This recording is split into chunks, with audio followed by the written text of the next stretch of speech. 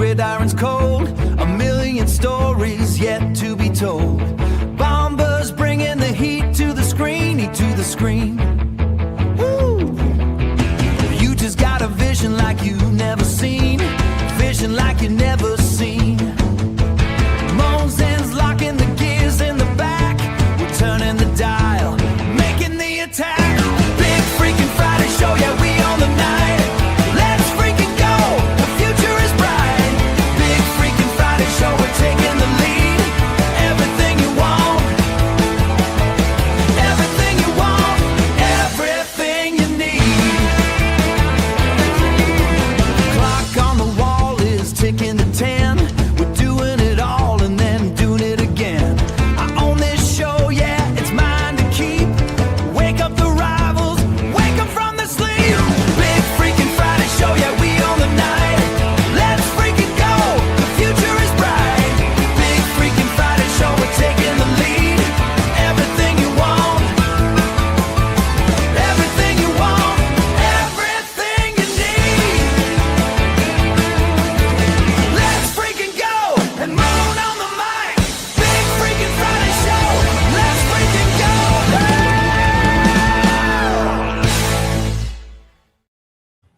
Let's freaking go. How are you doing tonight? Welcome everybody to the Big Freaking Friday Show. I'm your host, Nathan Bomber Brown, and with me is Wild Ute. No, it's not With a Wild mask Ute. on, a little transformation. Or is it Moen? You know, Moen's famous for those special, Mission Impossible type get-ups. Maybe it's Moen. For sure. No, it is actually the Rockin' Rant sitting in tonight, I believe, for the Wild Ute. How you doing Yeah. tonight? I'm prepared to do substitute job for Wild Ute, but if I have to do double duty for Moen at the same time, that's a burden that's way too much for one man to bear. It's true. It really, really is. I can only go. I'm going to dinner tonight with my parents at 7:30, which is in an hour and a half. So I've only got so much time as well. You might be by yourself here pretty quick. Yeah, we don't want to bring the channel down. That would never happen. Appreciate everybody being here tonight. It should be another fun edition of the Big Freaking Friday Show right here on the College Football Mafia channel. We have so much news to get into, and a lot of times we like to start off shows with massive yells and screams, understated sometime. Before we get into really nuts and bolts reporting on the news, how was your week this week, Brock? It was good, ACC Media Days provided some degree of entertainment and exasperation, reasons of why there's some interesting things there. And right, if you wonder why ACC fans, especially from maybe some of the larger brands, despise the ACC for like incompetence and the little things, which then affect the big things like your TV deal. This week was a great week.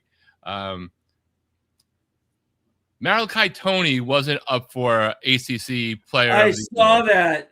That symbolizes it, and I wanted to give them the benefit of the doubt. Like, hey, maybe this is like team submitted, right? No, that wasn't it. Or maybe they don't want any underclassmen. No, Pitt's sophomore quarterback, he was on it. Or maybe they don't do two players per team. So like, hey, Darian Mintz is also a Heisman favorite, a bigger Heisman favorite. No, there are two Clemson defenders on there.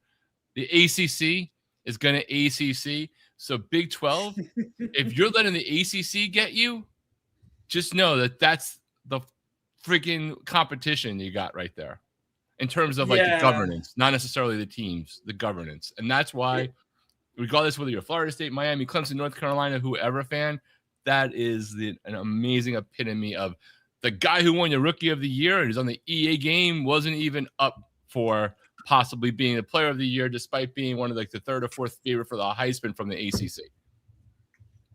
Yeah, just so everybody knows, no one has not blown us off. I just got a text from him, his internet issues. He lives in like the safari lands of Ohio, Philadelphia, outliers. No, I'm just teasing. He's having internet issues. And so it's going to have to be me and Rock here for a little bit. Anyway, appreciate everybody being here tonight.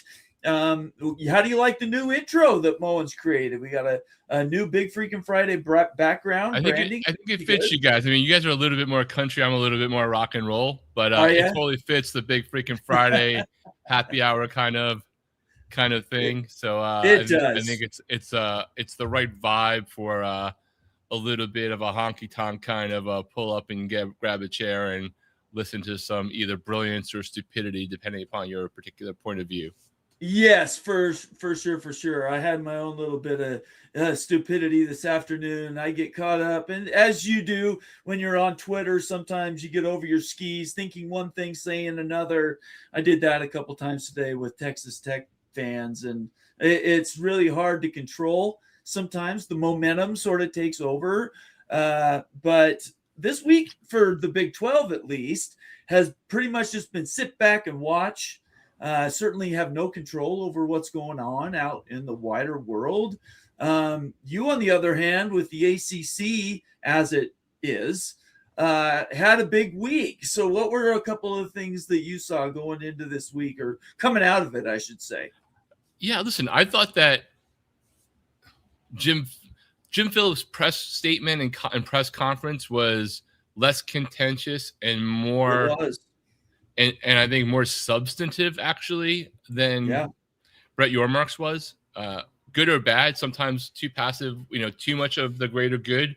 Probably, if you're a conference member's perspective, it would be great if everybody was that way in some way, right? And, sometimes we talk about things that we are explaining. It doesn't mean we're necessarily supporting it. My biggest question was going to be things like, what's the tiebreaker going to be? And it's still it's better because it was so bad, but it's still pretty bad. It's still a little bit of too much work, but that's like almost baked into the equation by having 17 teams. I think there are better solutions.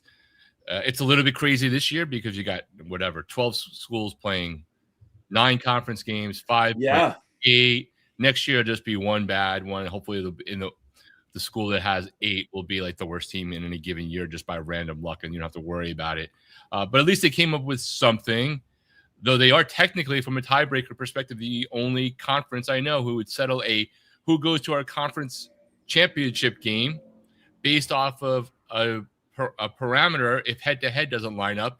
That is about entire schedule, including out of conference. So if you get the wrong draw, just not only within an easy or hard schedule and an unbalanced schedule in the conference, if you play Notre Dame and everybody else is playing Aztec Tech, that could impact whether you win the conference, which nobody else has that. So the ACC is always going to ACC.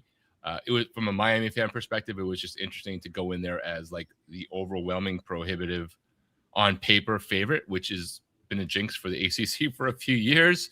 So we'll see how that ultimately plays out. Norvell getting questioned, a lot of Darian Mensah Duke questions, direct questions. There were a lot more direct questions, I thought, to a lot of coaches, including not just the commissioner. We can go into more of his stuff later too, but there was a lot. I just thought there were more direct questions about obvious topics. Nobody got to brush off hey, let's not really talk about the whole Brendan Sorsby thing, which was able to get sort of brushed off, at least in the big ones, at the Big 12 ones. But a lot more topics were addressed, from the playoffs to the pending legislation, and we can get into all of that as we go through the various topics and weave his stuff into the conversation from Jim Phillips. It's really been probably 3 years of lawsuits, infighting, the SMU buy-in. The ACC has come through the storm, and I said this on the show Wednesday night. I think they had a pretty good week. I think the ACC is doing as much as they can with what's controllable, and I think this year could be big for the ACC. Yeah, we'll see, right? Like, everything's on paper. The revenue that is better, right? Right. And I think a relatively marked way to the Big 12 in a way that I don't think the last time I dove into, whether watching your guys' show or anyone else's, hey, what is the overall number going to look like, no matter how we divide it? That gap is bigger than I guess I thought it was going to be on paper this year. That just could be not having a good memory about it. But it's still the ACC, right? We're just one piece of something going the wrong way before another level of chaos goes, and that trigger may or may not come, right? We have that speculation, but it's like, it's like parents living in the same house for the sake of the kid, but the divorce is still like waiting. You just don't know when it's going to happen. Yes, I mean, it's a short-term thing, and nobody doubts that eventually the ACC is the last of all the old power conference term conferences to basically give up its biggest brands. It already happened to the Pac-12. It happened to the Big 12. And eventually the ACC is going to have to go through that pain as well. I think that maybe some of the things that people should be paying attention to is that pain going to be as bad as we might have anticipated even a couple of years ago?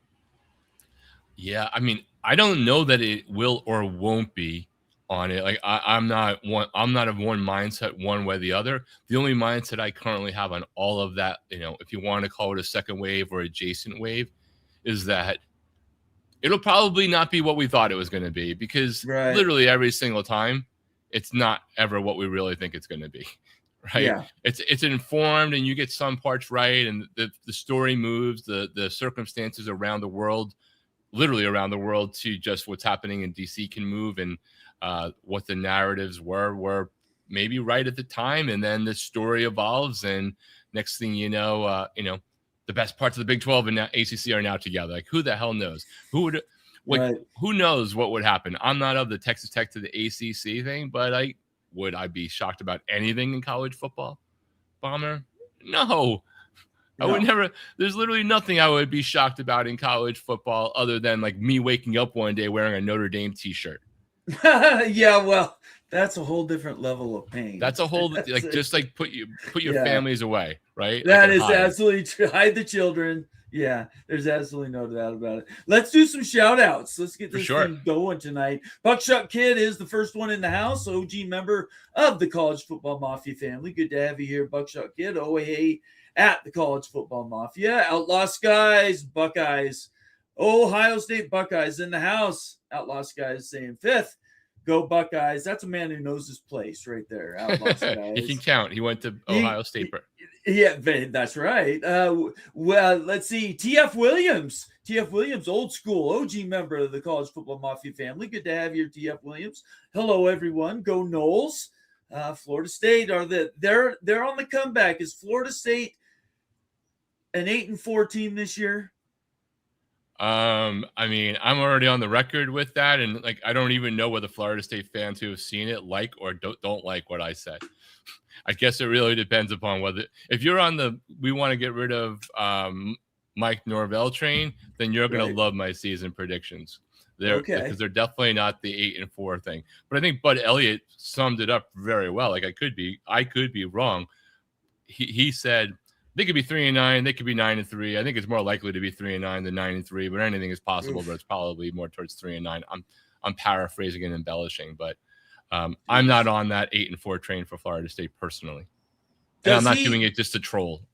To keep his job, does he have to win 9 games? I think that's the question. Like, what's the, they had that thing in baseball, the Mendoza line, when you bat above or below 200. I don't know. I keep asking Florida State fans what they think. Does going from 2-10 to 5-7, which technically is like a 250% increase in your winning record, but is miserable if you're a fan.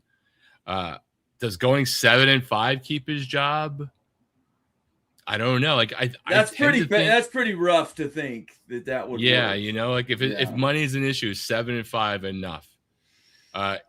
Here's the thing I think has changed on that, and I would welcome Florida State fans who know the temperature better.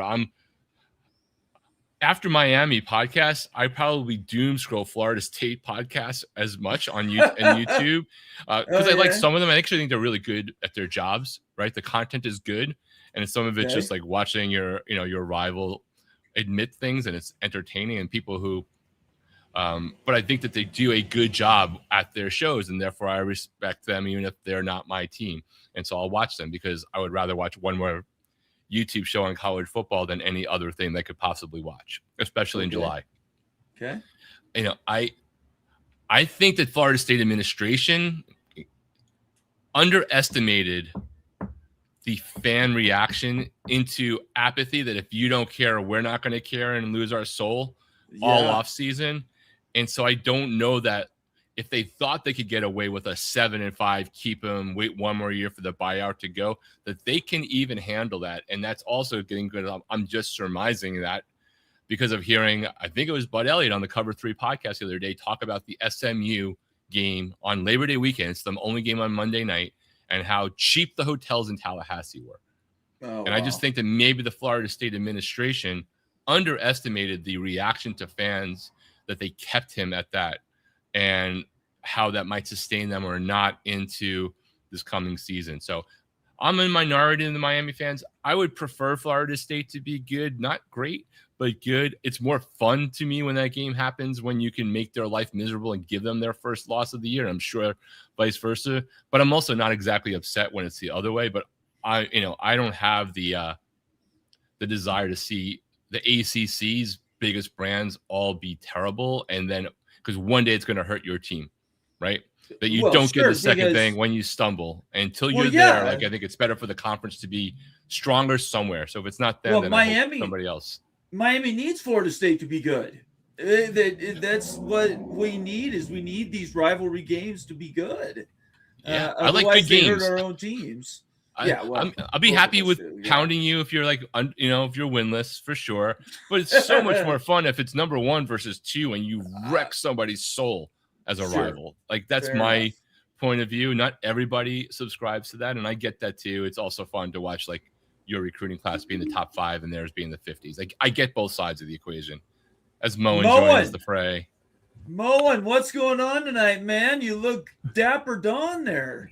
Yeah, it's a little wild out here in Ohio. Smoke, inhalation, I've heard that. Everybody. Sorry, I had to have Spectrum physically bump my modem to get my modem to work again. So I'm a little late, but I want to say thank you to Rock for jumping in here and helping us out. And I got something for you, Rock. As soon as it plays.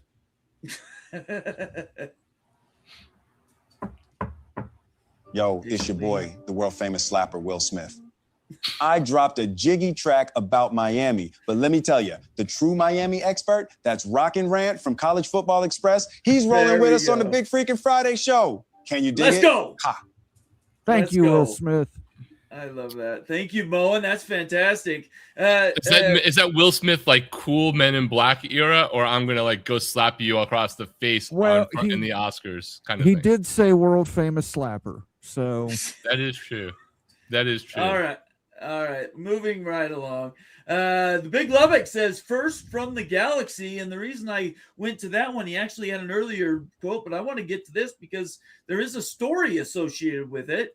For Ben Portnoy, let me get the link here, and we will cover this. Let me post the link so everybody has access to it. Ben Portnoy reports Texas Tech is slated to announce a new 15-year, roughly $75 million deal with Galaxy, I guess is a data center company, for the naming rights to Jones Stadium.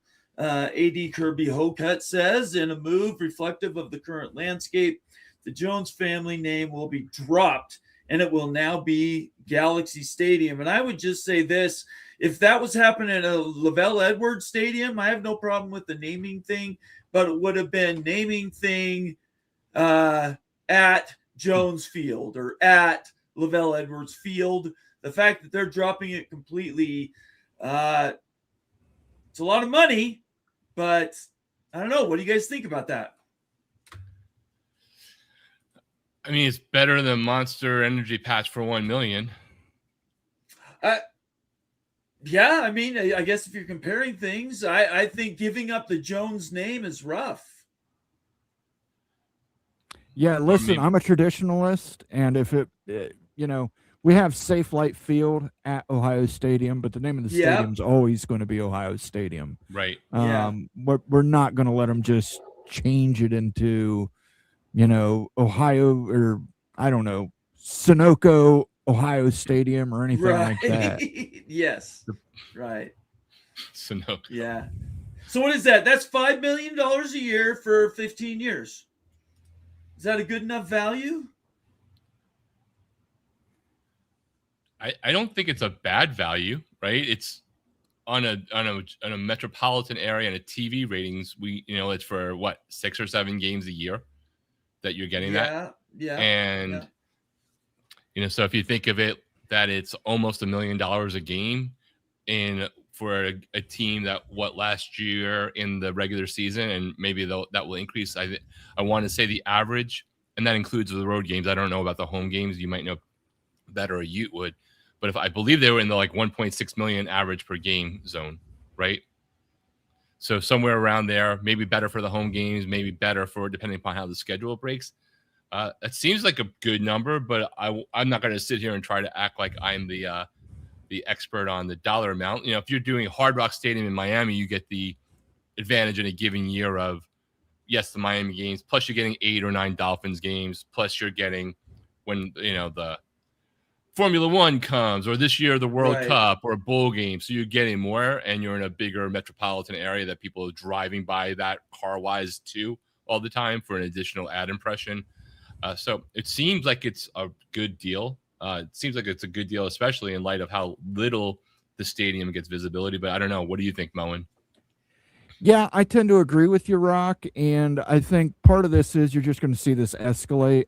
Everybody's going to start getting better and better and better deals. This was a good deal for Texas Tech. I have no idea what Galaxy is. Someone will have to fill me in on what Galaxy is. Because it's a data center company, evidently. Okay, well, I hate the name then. Yeah, what's it tied to, right? We're talking about Texas Tech Red Raiders Galaxy. I don't know. It seems like a mismatch to me, but I thought maybe it was like an old Samsung phone or something. Yeah, I don't think so. I will say this, I could be wrong. I took that off of a reply to the original post. So if I got that wrong, I apologize. I'm certainly willing to be corrected. But that's what's one of the replies I saw that said it was. Regardless, dropping Jones Stadium or Jones Field, I think, is a mistake. But anyway, Jan Hulk checking in from Slovenia, saying, "Hey, y'all, good to see you, Jan Hulk. Appreciate you." A Evil Badger Ryan Willie says, "Hi, College Football Mafia, OG member of the College Football Mafia family." Hey, Moen, how do you become an OG member of the College Football Mafia family? To become a member, leave a super chat, leave a super sticker. All those things help us out. You can also gift memberships. Click the little cash icon at the bottom of the chat window. From there, you can do all 4 of those things, and all 4 of those things are great for us, and we are grateful if you do any one of those 4 things. Absolutely. Yeah, even just watching us, giving us a thumbs up. Really, that subscriber number is what we're looking for. Those are all free. Go to College Football Mafia on YouTube, hit the subscribe button, give us feedback, let us know how we're doing. Also, super chats. Big deal around here. We always read our super chats, just like we do with this one, again, from the Ryan Willie, $5 super chat. I understand why the Big 12 fans hate the P2. John Kurtz keeps spreading his hatred of the P2. I'm not aware of specifically what that would be. Do you guys know? Yeah, John Kurtz did a show last night, and it's pretty obvious. Listen, I don't know John. I know you know John. I do, yeah, a little bit. Yeah. So I don't know John personally, but yeah, I think he's clearly a little biased towards the Big 12, which I expect. And sure. Anything that's positive for the Big 2 is going to be. He takes it as negative for the Big 12. So right, zero sum. You go up, we go down. Yeah, right. Exactly. Yeah. I want to say the biggest part of last night's show, and I didn't catch all of it, so I apologize if I'm speaking out of turn, is he was really commenting on the fact that it seemed, and this was yesterday, right? And then today everything changed again. But yesterday it seemed like there was some caving on some parts of the Protect College Sports Act based off of negotiations the Big Ten and the SEC were going to do that actually probably would also apply to the Big 12 to do whatever they would want to do in terms of the possibilities of conference expansion or reaction to a move or a purging or whatever it might be. So I think he saw that as that because things were not staying rigid on some aspects that, once again, the Power 2 were getting their way in the negotiations. Then we circle to today, and that may or may not be exactly what is happening based off of article that I'm sure you're going to get to later. Yeah, so, and Moen might get into greater detail later, but this is my reply, and I'm going to go into the article, one of the many that could have been pulled up. Let me post this so everybody could have access to it. This is the actual article, Why July Provides a Lane for Congress to Pass a Law Governing College Sports. Moen, there are negotiations going on right now. They are talking about how they could do the reconciliation, get this bill through the Senate. What are your opinions on that from the outside looking in? I don't know. It's going to be, you would have to do it at breakneck speed to get it through both the Senate, the House on the president's desk. And I don't know that Congress can do that, but Eric Schmidt, the senator from Missouri, came out today and said that they believe they have 60 votes. So I'm still waiting to see what the language of the revisions are, to see what happens, because obviously Ross Dellinger reported earlier that if the revisions aren't to the SEC's liking, they're ready to go with Plan B. I need to play a sounder for Ryan Willie, and I need to ask Ryan Willie a question. Yeah. I don't know if I should do this to you, Ryan Willie, but I think I might have Sir David Attenborough do a thing about evil badgers. Okay. But for now, just listen to this one once it loads. Okay. A wild moan can drink up to 3 times its weight in whiskey in an average year. You are watching the Big Freakin' Friday show on College Football Mafia. I'm so happy we're getting all these nationals subscribers and people speaking for us, Moen. I know. Dead celebrities are coming out of the woodwork. They love us. Really quick, just to finish that thought, this is my reply to what you were just saying. Am I the only one that can read a calendar? That July lane that's been talked about is already more than 50% closed. 109 days and counting until we have our next national election. Just in case people forget, U.S. Senate can't approve anything by themselves. All this work has to be duplicated in the House of Representatives vis-a-vis the Congressional Black Caucus. So, yeah. What do you think about that, Rock? You think there's any chance it makes it through the House? Let's assume it makes it through the Senate. I think there's like a 1 in 4 chance it makes it through the House, but maybe 1 in 5. Like I'm not super optimistic, because I think the House is like, if you go to the circus and they have that car and you see a bunch of people coming out of it, you're like, how do they get all those people into that clown car? Yeah, little clown car, right? And like, regardless what side, I'm not doing both sides of them. I just think it's a clown show. It's been a clown show there for quite some time, in under different eras, different times. But I don't think that even matters, Bomber, because I think the most important part of that article that was written by Ross Dellinger was not that it will or won't get through. It was action could come from the SEC, regardless, even if it doesn't go through, because if nothing happens, they still might want to break away to put their own, world order, the empire, whatever you want to call it, onto their world. And if it goes through with the wrong things, they might want to break away. So that, I thought, was the more important thing, regardless of whether or not something could get through the Senate and into the House and get through in a reasonable time frame, while other things are escalating as we fight the 47th version of this war in the last 90 days, apparently. Those are things that are important in people's economies, but so I don't have the confidence that the Congress is going to get anything done, because, again, we all know. But that pivot, I thought, was kind of important to pay attention to, because if they don't like where things have gone and they decide to break away, it doesn't really matter in whatever form that is, a light breakaway, heavy breakaway, whatever, right? Right.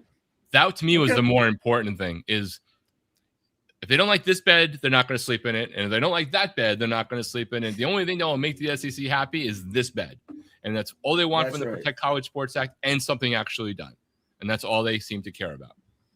Becky, go Huskies. $2 super chat, moderator, contributor to the College Football Mafia family. $2 super chat says, I heard BYU to the Big Ten. I heard that too, Becky. I think that'll be announced next week, if I remember right. Moen and I were talking about that before the show, and he thinks maybe it's a couple weeks away, but it's coming. It's absolutely coming. Yeah, I hear Notre Dame's canceling their game with you guys because they know you're not going to show up because you're actually going to go to the Big Ten now. Right. Yeah, I've heard that too. You guys keep talking. Somebody's going to end up saying that's reported. You're reporting that as a fact. Oh, I hope so. I'd love to be quoted. That'd be great. Somebody quote me big time. Hey, Ryan Willie gave us 10 gifted memberships. Mo, and go to town. Absolutely. Ryan Willie with the 10 gifted memberships to the College Football Mafia family. He's rattling the bell. Thank you, Bomber, for rattling the bell. I think that means that the Evil Badger does want a Dave and Attenborough discussion about Evil Badgers. So I will get that clip ready for Sunday. And since I've figured out how to up the text, I can read these a lot easier. The Chosen One, the Boro Dog, Huffer Billy Paw, BTR Fight, Sarico Thur, BYU Football, Stan Tipton, Jeffrey Bell, Total Share Texas. You were all gifted memberships to the College Football Mafia family by our friend, the Evil Badger, Ryan Willie. We're going to play some on Wisconsin. Let's root for the Badgers to beat Notre Dame.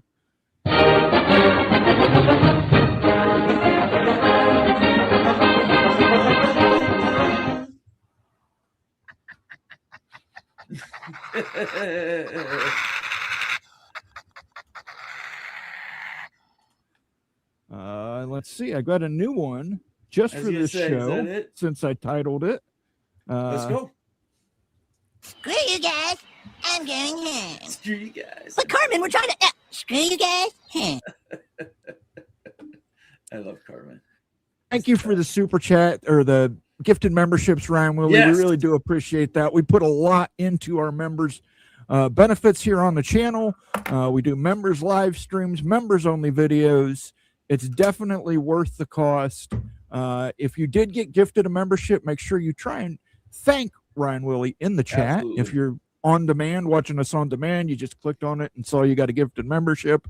Leave a thank you in the comments section. I know Ryan would appreciate that. I know he browses the comments frequently. And finally, if you were gifted a membership, consider paying it forward. Karma is real. Go ahead and gift a membership to somebody else. All the new members, you now have access to all our member content, access to the emojis in chat, access to the loyalty badge titles. So make sure you thank Ryan. Ryan, we're truly grateful for your support. And I thank you, buddy. Ryan and I were talking. Yeah, we were talking about smoke today on the phones. It was smoky in Wisconsin. It's smoky in Ohio. It's really kind of a flip because normally it's the north and west that's burning, and you guys are getting it this year. It's quite remarkable, actually. I don't know. Is that something that has happened at different times that you guys have experienced, or is this a new experience generally for you, Moen? No, we've had it before. It's from a Canadian wildfire. Yeah. Okay. And it's just the weather pattern has pushed it south. So, But I mean, it's like they had hazardous breathing conditions today.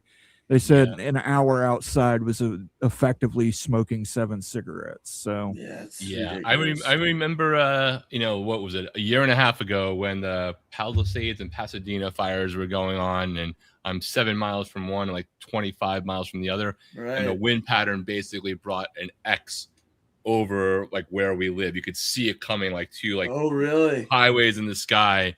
And it wasn't effectively over us. It wasn't like X was marking the spot of hell underneath us, but it felt like that's where it was. So I can't imagine, I can imagine what it was like, but you guys have a little bit more distance for it to still be that massive that it's like smoking 7 cigarettes from that far away from Canada is amazing in a bad way. It really, really is. Thank you so much, Ryan. Again, we appreciate you and continue to provide support and cheering for you. Looking forward to that new chair when that comes in the door. We want many, many pictures. Absolutely. One more thing, Bomber. Yeah, go ahead. We move on. We got to curse Notre Dame for the Wisconsin Notre Dame game. So I was going to say, you are cursed. There you go. I cursed the Golden Domers for you, Ryan. What is that from? Danhausen did. Danhausen, he cursed the Golden Domer Housens. Oh, yeah. All right. Manic Reactions in the house saying, hey, everybody. Good to have you here, What's Manic up? Reactions. Old Dad 75, definitely in the house. Good evening, mafiosos. Good to have you here tonight, old Dad. Where was the Daniel, countdown, old Dad? You didn't give us like how many days to the farewell tour. I don't know what to do. I can't count. He did it on Wednesday. I can't remember the day count, but he is keeping track. I promise you that. Daniel, the other guy, Gag, saying hi, everyone. Good to have you here tonight, Daniel. Daniel's another contributor and moderator to the College Football Mafia family.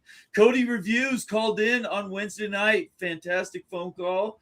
Cody Reviews is a long-standing member now of the College Football Mafia family. Hey, guys, can't wait to play College Football 27 while listening to College Football Mafia Boys. How about that, Moen? Absolutely. Love it, Cody. Make sure if you're playing online, you beat the crap out of somebody and talk some smack. Gotta get your pregame going for the actual games. There you go. Absolutely. Joaquin Morales for the Arizona State. I did this again. Sun Devils. For some reason, that doesn't roll off my tongue. I did that the other night, too. Good to see you tonight, Joaquin Morales. We appreciate you. Skaven, yes, saying hello, gentlemen. David Sabinosh, good evening, College Football Mafia. BYU football, that'd be Shonsky saying hi, everyone. And out of nowhere, we get to Town Hawk giving us a $5 super chat, also an OG member of the College Football Mafia family. SEC to Congress, give us antitrust now, or we will leave the NCAA. Senator DeSanke, leap if you are feeling froggy. Antitrust lawyers laughing. Well, you always know who the winner is in conference realignment, Town Hawk. It's Facts. the lawyers. Absolutely true.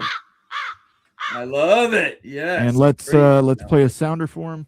Good for you, son. If there's one thing America needs, it's more lawyers. Can you imagine a world without lawyers? Oh. Thank you, Town Hawk. That shiver at the end is creepy.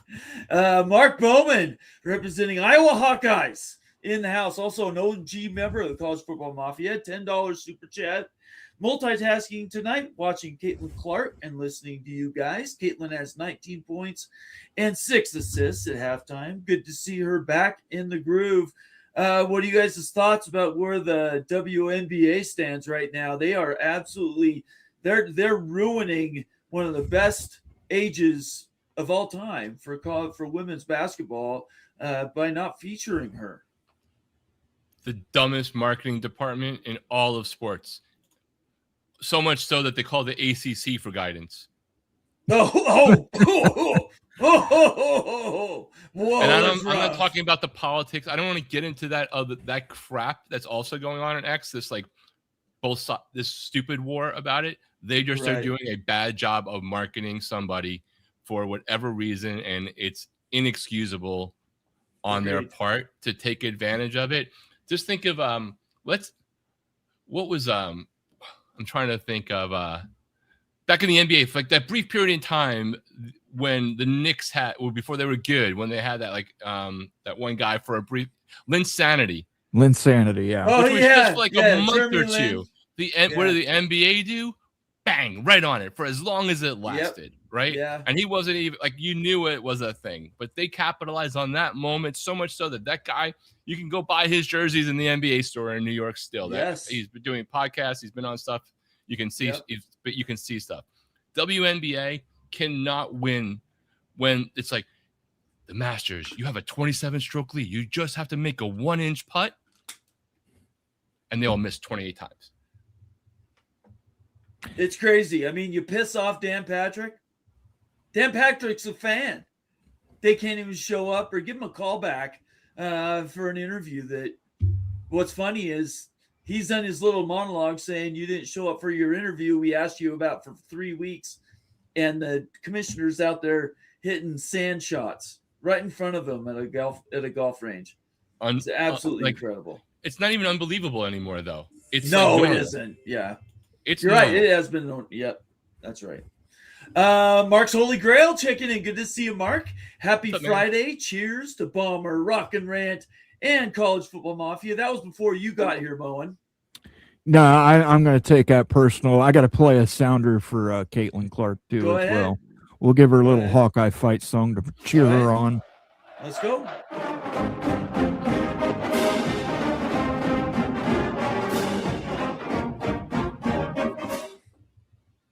I love it. I love it. I love it. I love it. Let's go here. This next one, and here's the quote. This is for Mark's Holy Grail.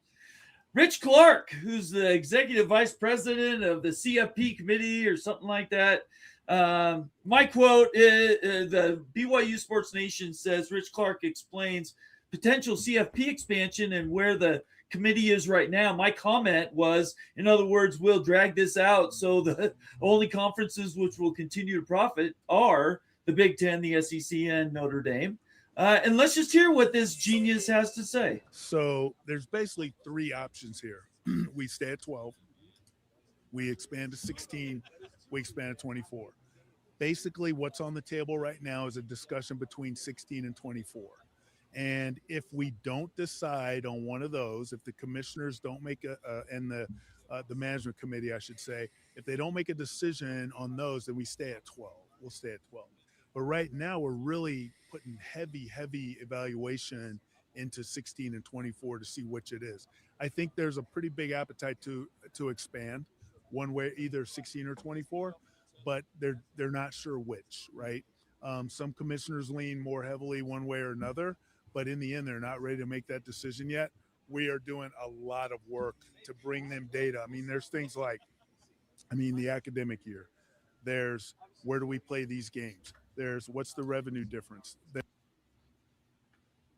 And we'll just end it there. I don't know why that broke, but at the end of the day, Rich Clark is basically saying we're going to do whatever we want to do, and that means probably stay at 12 because then we have total control by the SEC and the Big Ten, and we pretty much keep the money to ourselves.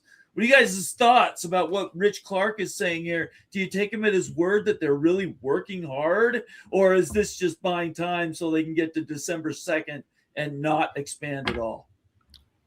I think they're going to expand. First of all, he actually doesn't have a vote in it. He's an employee, so he doesn't have a vote on there. He's just there. He's certainly in the room where it happens, but he doesn't get to decide. And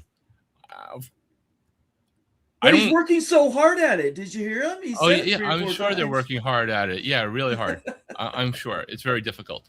But look, I don't know how long it takes them to get the offers back from the networks to get an idea of whether it's worth it. I understand the conversation about don't expand. If you're going to have to give up something, which they might have to give up a conference championship if you go to 24 or even 16, you should know what the numbers are, right? I just have a hard time believing that they don't know what those numbers are. But then again, what do we keep talking about here? Incompetence in management about all these people. So maybe they don't know what the numbers are before they started throwing out 16 and 24, and they just had a presumption. And there's clearly a difference too, right? Because if you're going to go to 24, you're getting a lot more slots and you're getting Fox likely or somebody else, streamers involved, versus a single entity like ESPN. So I don't know. I still think that they're going to something 16 or 24 by December 2nd. And ESPN, in this case, the Big Ten and the SEC are playing their game of chicken. And eventually money will win because there's probably still enough money to at least go to 16. That's my take. What about you, Moen? Listen, you're building a house on sand. It's not going to work until everybody figures out what the hell we are doing. If the SEC goes silo and goes into a silo with corn in it, because that's what a silo is for, Greg. If they do that, I mean, that could change things radically. So, I mean, it's the ever shifting sands of college football this summer. We've gone quick strike and then no quick strike and now possibly quick strike and all these crazy scenarios. So I think he's just saying, I don't know. he had a very long-winded way of saying, I have no freaking clue. Right. Yeah. Yeah. There is no that's benefit absolutely for them right now in the uncertainty to make like what are they going to get out of doing it now and then finding out that holy crap that passed, right? Like there's December something 2nd. to that. Yeah, I get what you're saying there, Rock. I mean, you could announce it after the election. I see some logic there. Yeah. Yeah, like what if you're not going to get it done, if you're not going to get another $1 extra today saying it out loud versus saying it on December 2nd, but the grounds, to Moen's point about the sand, can move beneath your feet between now and then in a world where the Big Ten and the SEC are not getting their way necessarily on the bill, at least today. Yesterday they were. Tomorrow they might not. Who knows? I can get that understanding, but I think they have an idea. And ultimately, unless everything changes, I think something's going to go on, because regardless of whether, and correct me if I'm wrong, regardless of whether the SEC goes to a complete and total silo and plays 12 conference games, expands to 24 teams, whatever, right, in the next 3 months, or doesn't, because we're just talking about what ifs. Right. They're still contractually obligated to the college football playoff for 6 years. Right. Yeah. Yeah. That's true. That's absolutely true. I think it's fascinating to see where this goes. Obviously, I'm an expand the playoff guy. I have been for decades. So I want more access. I want more teams. I love 24. I just want more people to play more football in December. So we'll have to see. But very good points. Both of you guys make very, very good points. I think it's something that at the end of the day, they are going to chase the money, though. It's just how can they get the most? How do they bring the most out of it? Probably the biggest, they would have expanded already, in my opinion, if they could have secured and ensured they keep the conference championship games. I think that's been the only hang up why they haven't done it already. Right. It's a math equation. Yeah, that's true. It's very true. Mama Duck, Clemson Tiger, I missed you Wednesday night, Mama Duck. You probably were going to watch me Tuesday. I had real life, couldn't do it Tuesday. So I apologize, I missed you, but it's great to see you here tonight. OG member of the College Football Mafia family, very, very strong, and really appreciate her opinion. $5 super chat. Hello, College Football Mafia and Rock and Rant. Paul Feinbaum is a clown. That is all. Yeah, coming in hot, MDCT.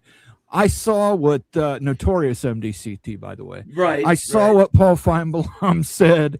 Paul Feinbaum is an idiot. Don't listen to him. It's ridiculous. Let's hear a little of the Clemson fight song. Please do.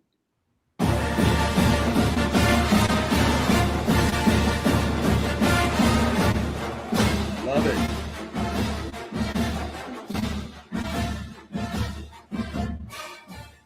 Nice. Yeah. And I just want to make sure I want to make sure I understand this from, like, from Bomber.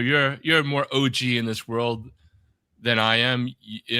Again, everybody blame Bomber. If you don't like me, it's his fault. Yeah, it is my fault. I agree. And Jengles, but two of them combined, the nice side and the dark side coming together to prompt me to freaking call in. So if Paul Feinbaum says something, like Miami and SMU are the two most likely SEC expansion candidates, and then we comment on a national reporter saying that on a national or at least a local regional radio station, and we do our reaction and comment about, well, somebody said this is our take on it. That, of course, means that we're just clickbait and right. And shouldn't have said anything about it, because unless it was like Darwin's theory of whatever evolution. Theory of evolution. Thank you. Sorry, I was like combining relativity and evolution because that's what college football is, combined in some form. It really is. That means we're clickbait, right? Because we actually respond to something as if we're on, a sports radio show where they talk about a lot of things and answer questions all the time. And like, what is your take on this statement? So go ahead, social media, take it away. I just want somebody to quote me one time nationally. I'm waiting for the New York Times to hit me up on Twitter. Or correctly. There you go. To Town Hawk, $2 super chat. Also, again, an OG member of the College Football Mafia family. We are heavily evaluating equals. We are getting paid, Moen. We are getting paid. Absolutely. That deserves a Rock. Chalk.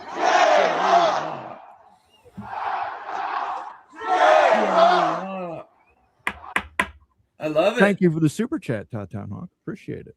Absolutely. Becky Go Huskies, $5 super chat. Again, family member of the College Football Mafia. No big expansion, $5 super chat. No Big Ten expansion without BYU.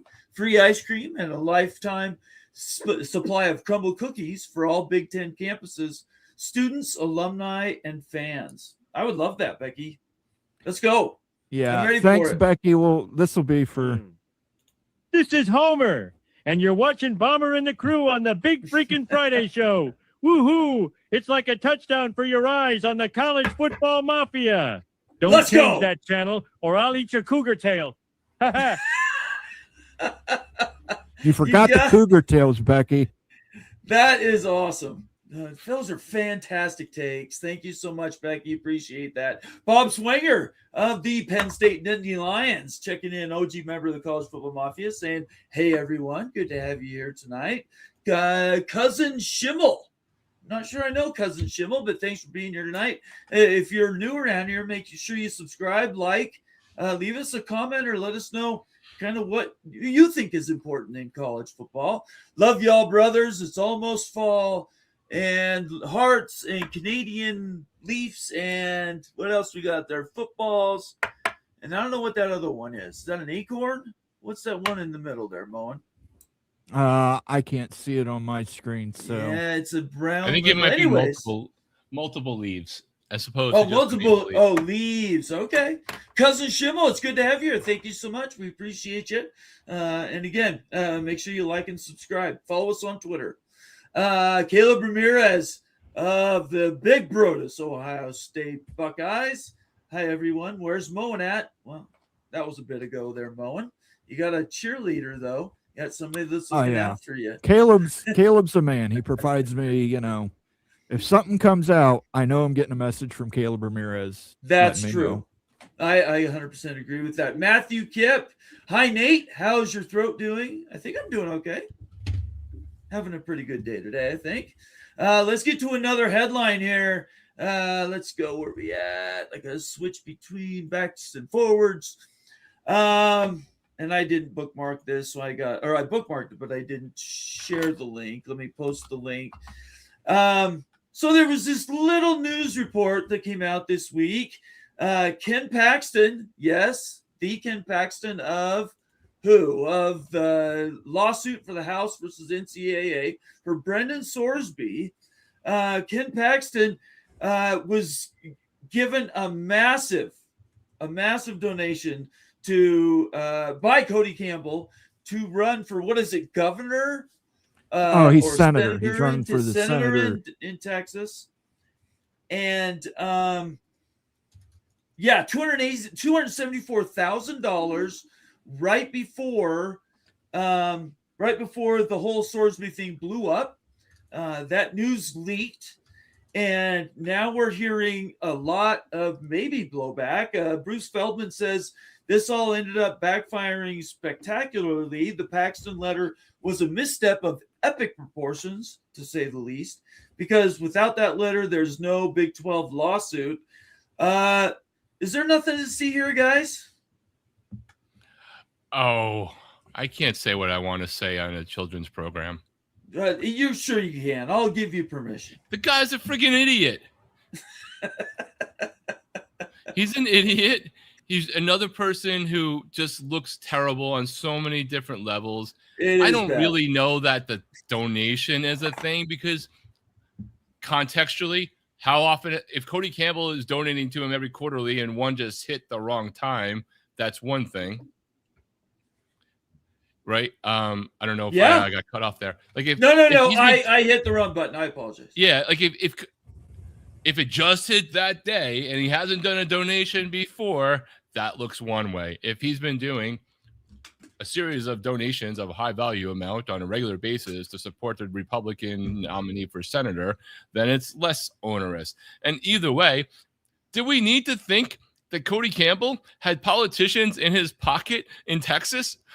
We already knew that anyway. We already knew it's all corrupt on any level. that doesn't have anything to do with Texas Tech fans specifically or their program, but Cody Campbell's with the president. Of course, he's going to probably support other politicians in the state one way or the other, and nobody gives money to a politician for their campaign to do anything other than hopefully get somebody that supports the things they want voted on. So I don't even know how to freak out about it because it's already Ken Paxton who somehow is going to be running for the from the Republican side for that seat, despite a litany of things he's done before we ever saw this tweet. That's my rant. Mo, and you got Texas Tech, who just can't seem to get out of their own way. And again, I'm going to tell everybody, I'm going to say it 1,000 times. I'm a super fan of Texas Tech, have been since I was before I was in high school. So don't come at me and saying this is something I'm just making up and my cheerleading is disingenuous. I've been a fan for a very long time. But at the same time, I can be critical. What's your critical thinking about this? Look, you can look at this from two lenses. The lenses of what the world ought to be and what the world is. And what the world is, billionaires buy politicians every single day. I'm sure this is just one of many heavy donations that he's going to give to Ken Paxton and any other politician that he needs to get what he wants done. I will say this. I used to be neutral or kind of a fan of Texas Tech, going back to Michael Crabtree days, Mike Leach. Good one. Yeah, those days. But I mean, since this all has taken place, my view of Texas Tech has went way down. It's impacted me. And again, it's not like I was a huge fan of Texas Tech, but at least I was neutral and didn't. Or I had these times when I enjoyed them when Michael Crabtree up against Texas breaks that tackle, scores a winning touchdown with no time remaining. But I think this has done damage to the brand of Texas Tech, at least in my eyes it has. And I think they just need Cody Campbell to shut up. I like that. I think, Texas Tech in general, I'm begging you fans, tell all your public people to just not say anything. No more talking and go out and thump everybody on your schedule and win a playoff game or two.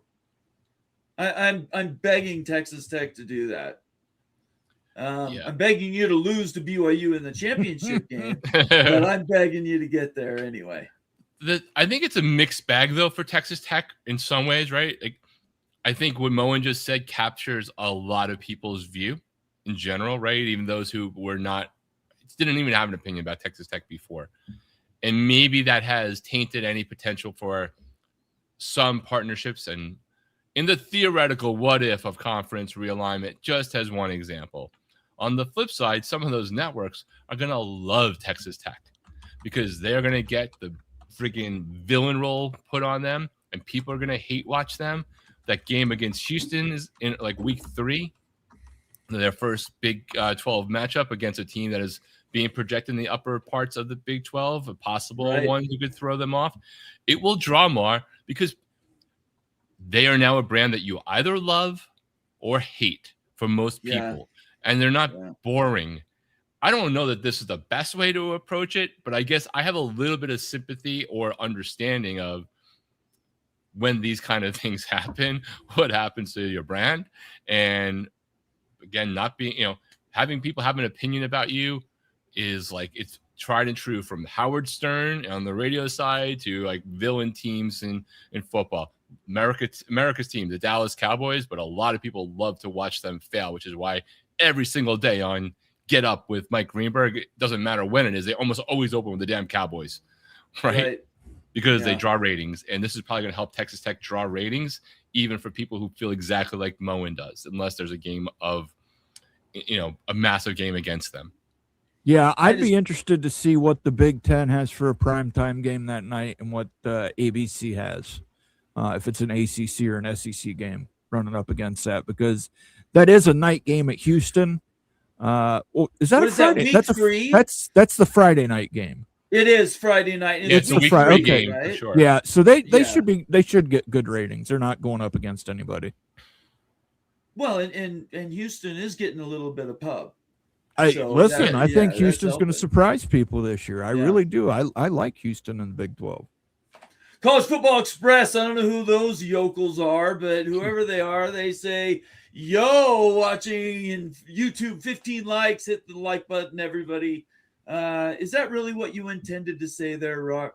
It's a yo 100 watching in YouTube. Okay, with 15 likes, hit that like button. It was all right.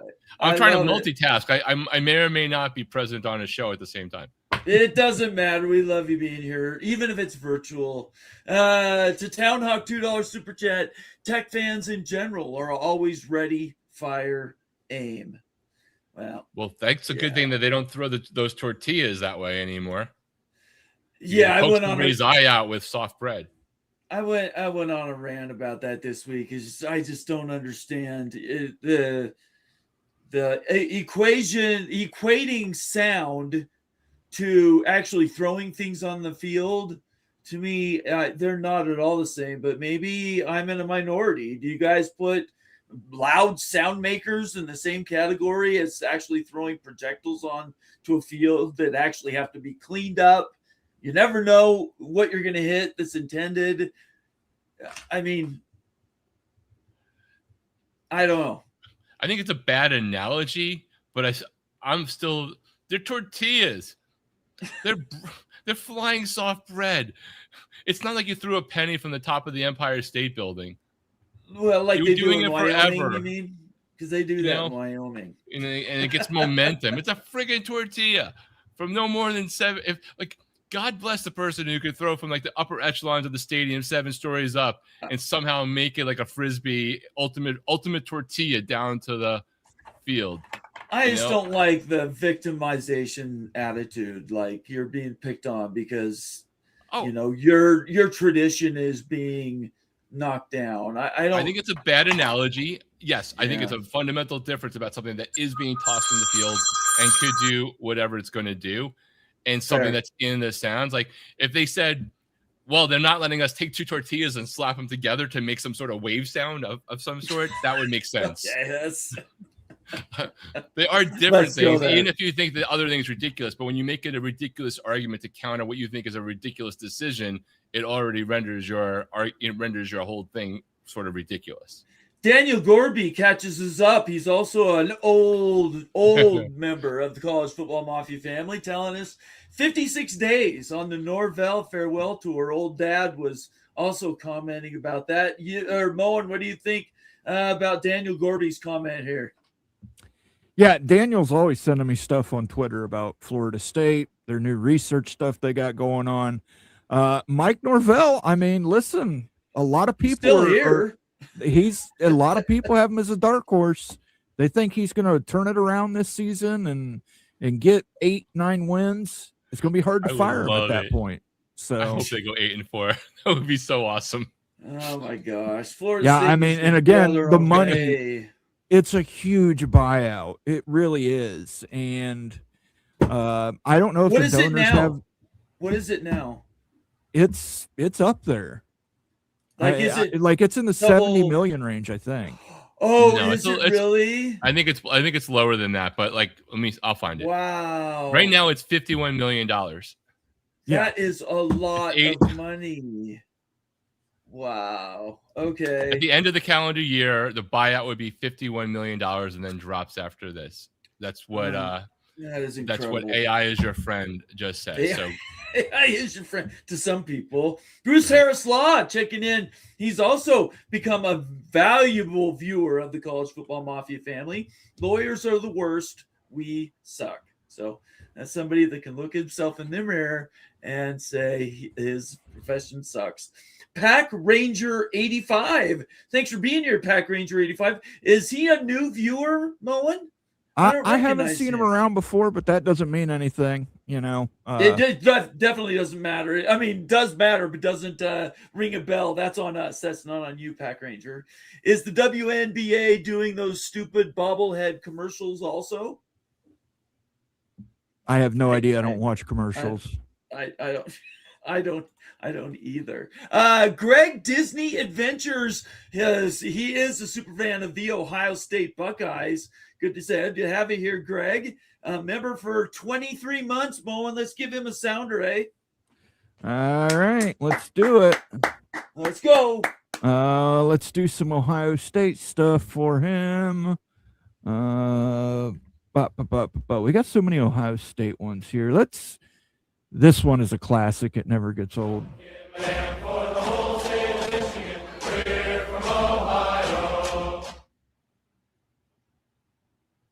That it? That's it. We don't give a damn for the whole state of Michigan.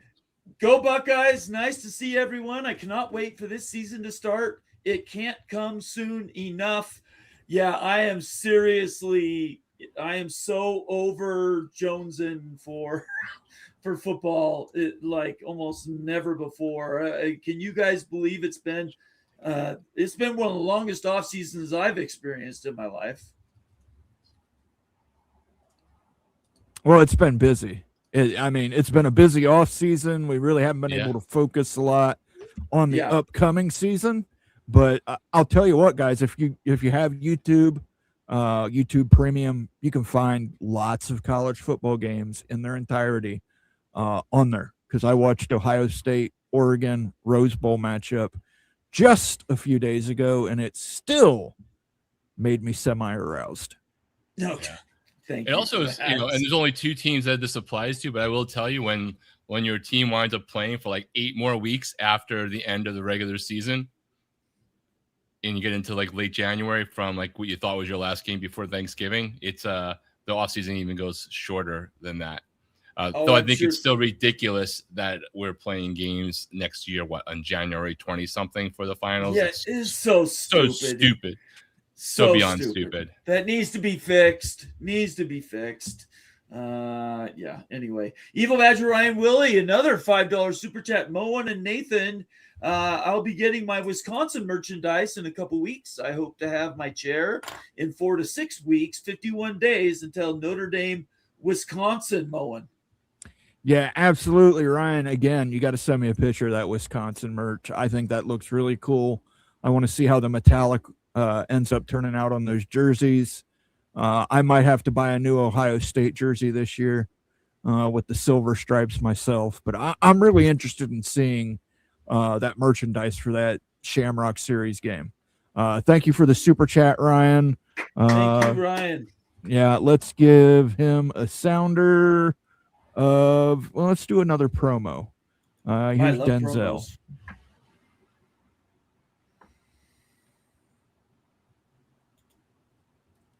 Yo, this is Denzel Washington, and you're tuned in to the Big Freaking Friday Show, baby, right here on the College Football Mafia. You know we're about to bring the heat. Let's go. Sit back, relax, and let's get this popping.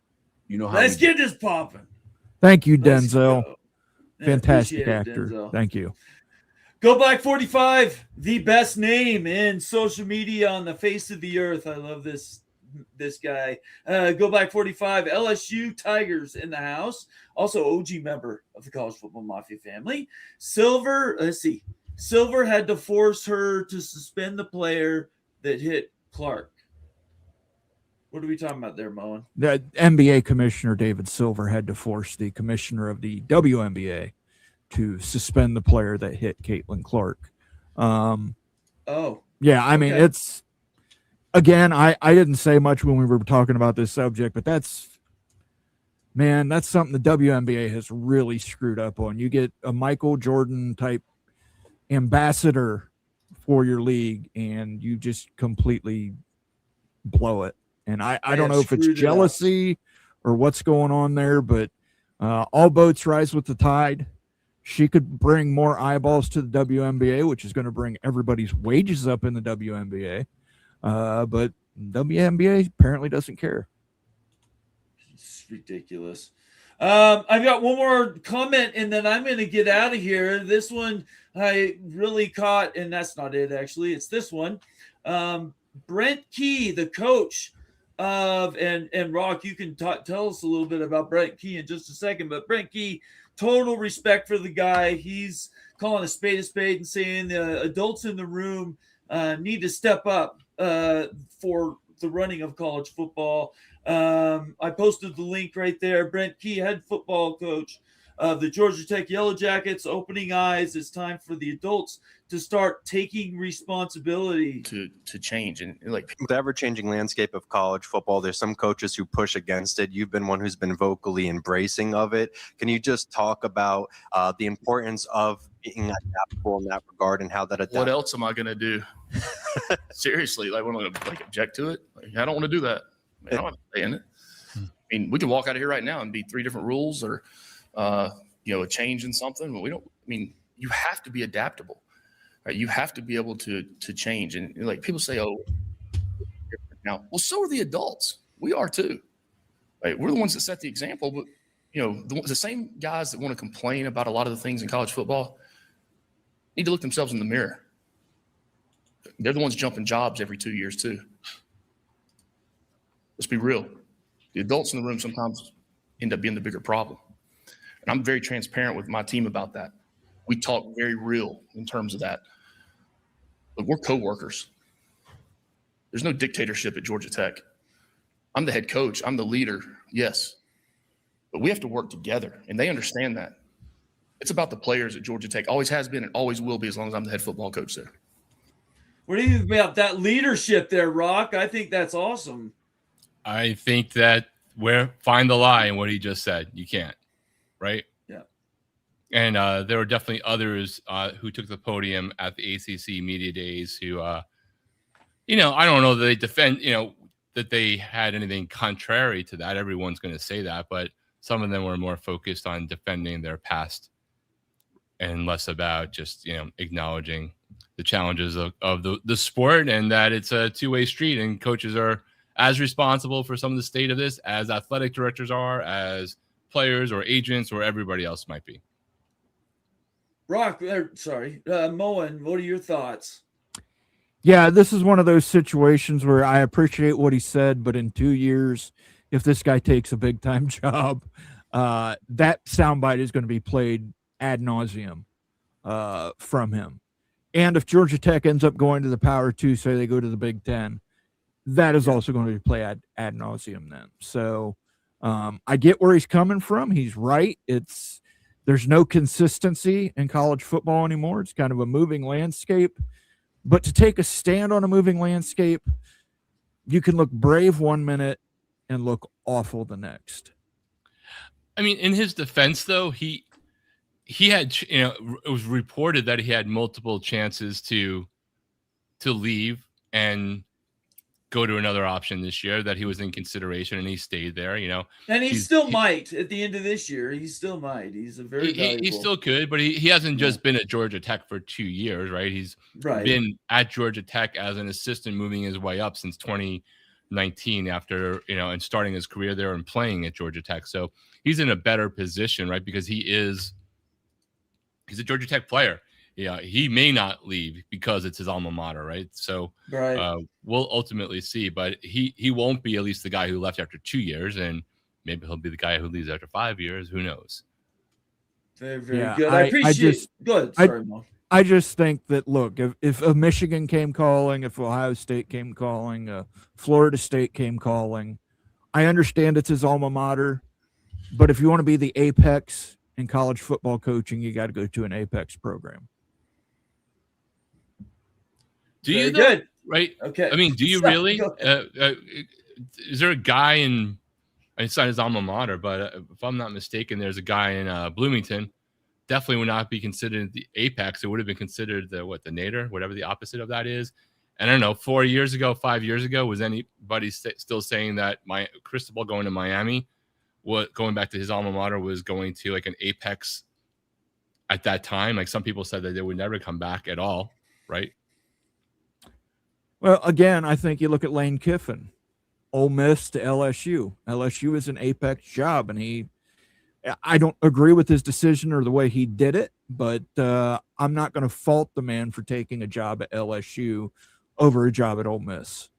Oh, I'm not faulting him for doing that. I would argue, though, that he could have kept doing it at Ole Miss if he's that good. Kurt Cignetti's doing it at Indiana. Yeah, I think Kurt is the exception, not the rule.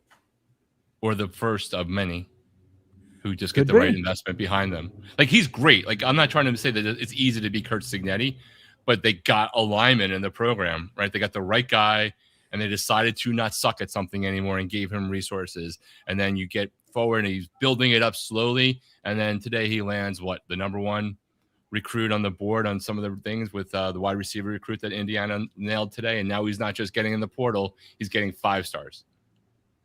And Indiana was not a 5-star destination 2 years ago. I think it's the highest ranked recruit in, if not Indiana history, Indiana recent history. Yeah, Monchon, he is the highest recruit in Indiana history. He's a 5+ star. I would say this: culture is king right now. I think we're finding out that the coach could be the silver bullet. That's why BYU's paying $9.5 million to keep Kalani around. It's why Matt Campbell went to Penn State for more than double of his salary from Iowa State. Why Signetti came in and it took him 3 years to win a national championship, but that culture came with him when he transferred. Where did he come from? JMU? JMU, yeah. So, I mean, it's just the culture. It used to be back in the 80s and 90s, it was about the program. Your brand could sell winning football. And now it's not that way. Your culture is driven by your administration, by the support you're getting from your boosters, and your coaching staff and what you can bring. That's why it's so important. It's why Mario Cristobal staying at Miami for more than a couple of years has made such a difference. And the schools that can't seem to tap into that culture, can't find the guy, they're going to continue to struggle. There's absolutely no doubt about it. Anyway, I'm going to get out of here. Thanks so much. Thanks, Rock, for subbing in. No problem. Dude. Moen, it's great to see you again. Appreciate everybody being here tonight. Have a great weekend. It is College Football Mafia on the Big Freaking Friday Show, and you guys are awesome. Thank you so much for everything you've done for us. And I will see you all next week, Tuesday night. Call in shows, and let's talk about how the weekend went. Also, reach out to a family or friend. Let them know you're thinking about them. I got a call from my best friend yesterday, and it made my month. I just love hearing from people you don't see every day. I encourage all of you guys to do that, especially for someone maybe you haven't talked to for a while. So, Rock, Moen, thank you guys so much. You guys have a great night, a great weekend, and we will see everybody next week. We'll talk to you later. We're going to say go Cougars, go Bombers, and peace out. And no, Moen, I'm not going to show the showdown. I was just going to say something to him about that as well. I was just going to say, don't shut the show down. Well, Bomber's gone now. We can party a little bit. Dad has left the house. We have access to the fridge downstairs. We got some cold Schlitzes. We got shag carpet. We got a nice broken leather recliner. I don't see Vox Quindaro here, but it's cool. I want to thank everybody for joining us. We got 83 live viewers on YouTube. Make sure if you have not done so yet, you give us a like and a subscribe. Those help us out tremendously here on the channel. Let me pull this up right here. Yeah, click that little like button, click that subscribe button, click that notification button. Although we tend to go pretty much on a set schedule here on the channel. Again, I want to thank everybody for joining us. And now we get to talk about what I want to talk about. I don't know if you guys talked about it at all before I got here, Rock, but the Ross Dellinger article, Just SEC, a bit. Not much. Yeah, the SEC Plan B. If the SEC does not get what they want out of the College or Protecting College Sports Act, they are ready to enact Plan B. I don't know if that's a reality. I don't know if that's a bluff, but it's certainly been out there, and it's, fired up people on Twitterverse today, definitely. Lots of people saying, well, the SEC will go to 24. They're immediately going to go to 24 and take these teams. Some people saying, no, they're just going to silo at 16. Let's start from first. Do you think this is real, or do you think this is just posturing? I think it's real posturing. Meaning, Okay. of course, it's Well, it gets out for a reason, and that's not because somebody's a mouthpiece. It's because they get information that is not off the record to say, right? So, and I think it's a pushback of something that is possible, because the negotiations that we heard about as recently as yesterday may not be landing in a place that the SEC is comfortable with. And the one thing we did talk about, Owen, right before you got on, was I thought it was less important about whether it gets through the House or not, if it gets out of the Senate to begin with, that the most important part of the article was that if nothing happens or the wrong thing happens, it's possibly just as bad, which basically indicates possible action, 2 out of 3 possible paths, at least in the short term.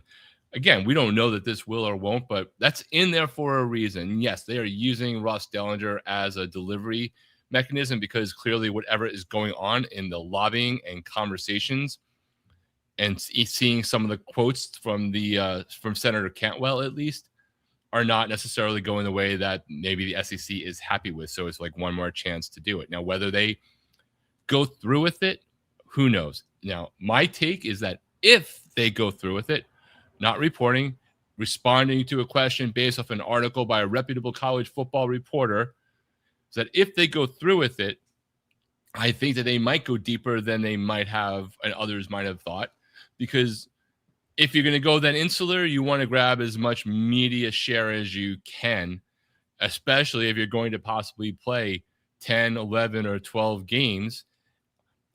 They could go I've said this on Greg's show, they could go the way of the Premier League, which means it doesn't really matter that, you're in your own silo, because you're just growing and the sport's popular and the Premier League has no teams here at all.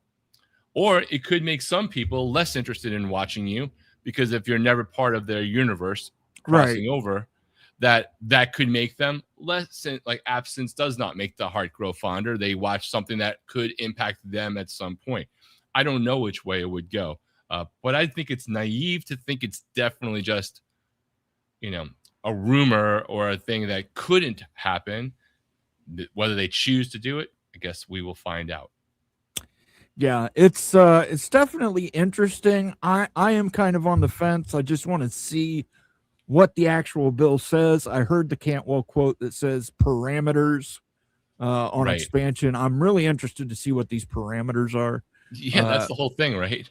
Yeah, my fear is that it's probably going to be parameters where it's like, okay, the Big Ten could take Miami from the ACC. Miami has to pay an exit fee. Miami has to pay out their grant of rights, etc. But now the Big Ten also has to compensate the ACC. Right. Or they could say, you can only expand within X amount of miles of your current geographic footprint. I don't know. I mean, I don't know how any of that would stand up in court, but who knows?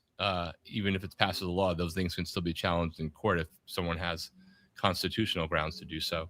But yeah, like without knowing those parameters whatsoever, it's hard to really decide. And I thought there was a chance that we might start to hear some leaks along the lines of what was actually in it today. Because if they are, in fact, trying to get it done in the next 2 to 3 weeks, this would be as good a time as any for it to set the stage for a possible vote next week or even the week after, for people to have time to review it. But maybe they're still negotiating what those amendments might be. Yeah, I think they are, but it's interesting that Cantwell again brings up parameters that immediately makes me wonder what those parameters are and if those parameters are tolerable to both the Big Ten and the SEC. Because I mean, for the rules for thee, but not for my boys down in at Washington State. Right.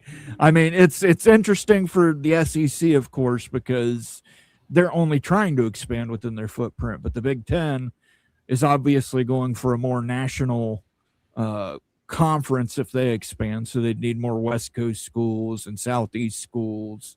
They couldn't just stick to their footprint. There's really not, outside of Notre Dame, there's really not a lot of, or Cal in California, there's really not a lot of schools within their footprint that they try to expand to. Right. Thank you. Your dog agrees with me. Absolutely. John Dry says true, but Houston doesn't have much NIL for football. Willie Fritz has done a lot with a little, man. They had enough NIL to get one of the top a 5-star quarterback in the last recruiting cycle. Yeah, Willie Fritz is a good coach, good recruiter. I'm not sleeping on Houston this year. I think they could win that Texas Tech game. He's right. Tony Patiti, Brett Yormark, Phillips, and Sankey need to put their big boy panties on and all work together.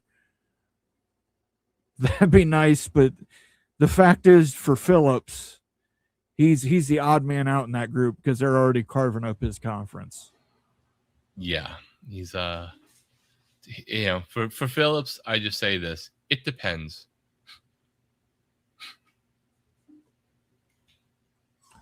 The Big Lubbock says Texas Tech owns the Big 12. Therefore, Texas Tech owns the Dallas-Fort Worth and Houston markets.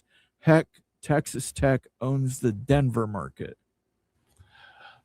I mean, Texas Tech is clearly in its own little space at this moment, but can we not act like anybody owns a conference when 3 years ago they didn't and haven't really won a lot of titles or many or any things that weren't tied for a really long time? You got to sustain it for a couple of more years, I think, before we can sit there and say that Tech owns the conference. They definitely owned it last year, but is that owning it or renting it for a year? Like, we need to see whether you're buying. And there's definitely a possibility that can happen, but it's too soon, I think, to say that Texas Tech owns the Big 12. Cody Campbell has the purse strings, so I wouldn't be surprised to see Texas Tech dominate the Big 12 for the next 10 to 15 years, because I really don't see them leaving the Big 12, despite all the speculation about ACC and independence and et cetera, et cetera. But I'm old enough to remember that Miami was going to be in the ACC championship game every year once they moved over, and that never really happened either. So I want to see it, possible, but I want to see it. Only Colorado, Florida State, and UNC have made public moves. Everything else is hearsay or what if meetings in Bama. That we know of. I would just tack that on there. Solar, no, that we know of. Trust me, there are people talking behind the scenes that we don't know of or we can't talk about. So, I mean, you could just be imagining that, Moen, because you don't know anyone. I know. Are y'all going to hate watch Texas Tech this year? I'm running out of chat material. I'll probably watch the Texas Tech Houston game because it's a Friday night game. I don't know if there's a Big Ten Friday night game against it. So I'd probably watch it. Outside of that game, I really, maybe if they make it to the championship game against BYU or Utah, I might watch that game. But I listen, it's not even a hate thing. I don't even really hate. It's just they're insignificant to me at this point. They're just a footnote. Yeah, I mean, Moen, I do have one question. Has anyone ever seen Big Lubbock and Edward the Auburn Tiger at the same time in the same place? Definitely his alter ego. Doc Gibbs says, according to Feinbaum, Plan B includes SMU. Yeah, Feinbaum said today that SMU would be a Big Ten target. I know Greg ran a show on it. He texted me about it. And listen, I don't believe that for a second. I don't believe SMU has a shot into the Big Ten. And like I told Greg, I said, listen, why take SMU? If you're taking SMU, you're taking a Rice. Because Rice has better academics. And this was the argument Feinbaum made. Oh, it's a big market and they've got good academics. Well, Rice is in Houston and they're already AAU. So, I mean, if you're going to make the argument for SMU, you kind of have to make the argument for Rice, which is ridiculous. The argument for Rice in the Big Ten is ridiculous. So I think it's also ridiculous for SMU to the Big Ten. What do you think? Yeah, I don't see that. I mean, I did listen to that interview because Caleb sent it over. And he did also mention it's like theoretically SEC because there's so much money. That was the emphasis there. They got so much money. but or maybe I misheard that and he followed it up by the Big Ten after that. I don't see that whatsoever. I think that if the Big Ten were going to go into Texas, there's probably one or two other schools that would go after first. Yeah, they would probably approach TCU for it. And again, I don't think the Big Ten gets into Texas. I think they're just going to abandon Texas to the SEC and the Big 12. I know it's a populous state, but unless they can get a premier program like Texas or Texas A&M, I don't think the Big Ten's going to dip their foot there. The team with the best shot in Texas would be TCU.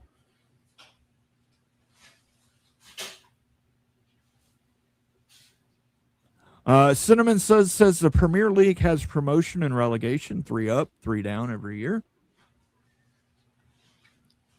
Yeah, and that's cool. My point about the Premier League, though, is just it doesn't matter. Like, it's growing in ratings in the U.S., even though it's its own thing. It has no local teams. There's no one getting relegated up or down out of the U.S., but it keeps growing. It's a regional thing that we watch religiously on the relatively for the soccer side, right? For the European so-called football. And the SEC could follow that path if they went insular, but they could also fall out of people's minds if they don't get the connection, the transitive property towards playoff rankings or their strength of schedule and all these other things that might wane interest in other markets. So I don't know which way it would go. I'm just throwing out the pros and cons. Yeah, they had that series with Kevin, what's the guy's name? The guy who played Deadpool and the guy from It's Always Sunny in Philadelphia. Is that team in the Premier League? They are. Okay. I believe. I don't think they were I don't know if they were on their way they were working their way up from being in having been relegated years ago. I actually don't know. Maybe someone in the chat knows the answer, but I know they're in the zone to be relegated up or down. I don't know if they had made it or not, or what that story was. It was too far outside of my expertise, but I know which series you're talking about and which team you're talking about. the Wrexham, I forget what name. But I mean, you got to realize too, you had that show on FX. That was a pretty popular show. And then you had Ted Lasso on Apple TV, which again was a popular show. I think those both contributed greatly to the Premier League's success in growing inside the United States market. There we go. Kenneth Maynard just put it in the bottom of the chat. Ryan Reynolds, thank you. Tawtown Hawk says, Plan B, how? Isn't it illegal in most SEC states? Well done, sir. Well done. Now I have a question. Has anybody seen Tawtown Hawk and Jacobra Cat in the same place at the same time? Oh, wait until Sunday, Rock. Wait until Sunday. That's all I'm going to say. Gotta wait. You guys want to tune in on Sunday. I think it's going to be a fun show. There's going to be a lot of corny stuff going on there. So I definitely would recommend you tune in on Sunday night for Mowing After Dark. Shonsky says, do you realize you can't govern your own conference without major problems? Look at how people are talking about the Big 12 and Texas Tech. Do you think Sankey is going to punish Alabama, Texas? I don't know. No, I don't think that. I do think that the part about the conference, govern your own conference without major problems is a thing. Like, what if I had said this earlier, calling into Greg's show, that what if you're the SEC and you go into a real silo and you put your own rules in and you say, we're going to limit this and change that and one transfer and all this other stuff. And then the response of the other conferences is to go as friendly to a player as possible. That's true. And especially if you go first and the Big Ten decides to go silo, who's to say the Big Ten doesn't give it more talent friendly parameters? Yeah. You can transfer multiple times as long as your contract hasn't been violated, right? So I signed 1-year contract because I want to keep my options open, and therefore I'm free to transfer a second or third time if I choose as a player. And if I'm a good enough player, I can negotiate to only have a 1-year term versus a 2-year term. Doc Gibbs says, I don't think Dellinger is just letting himself be used as a PCSA mouthpiece. Ross is the real deal. He does get the scoops more often than not. Could they be using him? Possibly. He's using them back. I mean, right. It's a symbiotic relationship they have. Yeah, I don't think he's a mouthpiece for the SEC or anyone. I only brought that up because people are accusing him of being that he's the SEC's mouthpiece. No, he's just probably the best actual college football reporter in America, and therefore he has built up relationships and trust to get information. And part of that is when you can release stuff, and when things are off the record, you keep it off the record, but you have it in your head and it can frame the conversation and things you do say with like little tea leaves for the readers without violating any trust that you use as a journalist. Yeah, and I still think Dellinger owes me a apology. Thank you for correcting him on all for naught. He spelled it N-O-T. I told him it was N-A-U-G-H-T. He deleted his post, redid it, didn't even give me credit or thank me. F you, Russ Dellinger. I made your journalist major, Ross Dellinger. Mama Duck Clemson Tiger says, or they could limit the amount of teams in conference. They could. That could be the parameter. I don't know. Again, we don't know what the parameters are. I'm hoping early next week we get the actual text of the bill. If they're really fast tracking this and trying to get a vote out by the end of July, I think we probably would have it by Wednesday of next week. Don't you think? You would think. Though, because the Senate, they want to have a little bit of time on something that's not urgent to actually read the bill, though you can't put it past Congress. There's many times the biggest, gigantic spending bills, they almost have no time to read what's in them. But I don't think this is going to be able to be done that way. Solar Knoll says ACC has the upper hand. Why would they want more scrub schools? Listen, most of your conference leaves, you're going to have to backfill with somebody. And some of them you're probably going to consider scrub schools. Yeah, like they're going to come for the schools right here. There goes the Popo.